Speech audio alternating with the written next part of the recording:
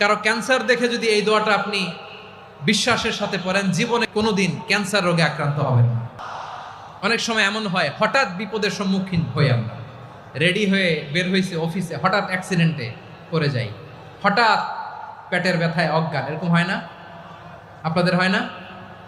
বিষ্ণু ইসলাম বলেন, আকস্মিক দুর্ঘটনার বিপদ থেকে যদি কেউ বাঁচতে চায়, সকাল সন্ধ্যা যেন প্রত্যেকে এই দোয়াটা পড়ে। সকালে যদি 3 বার পড়ে, সন্ধ্যা পর্যন্ত হঠাৎ বিপদ থেকে সে রক্ষা পাবে।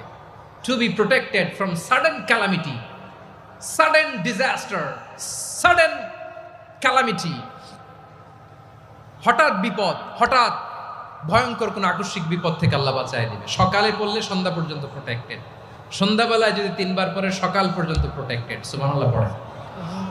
দোয়াটা কি? দোয়াটা হচ্ছে বিসমিল্লাহিল্লাযী লা ইয়াদুররু মা ইসমিহি শাইউন ফিল আরদি ওয়ালা ফিস সামা।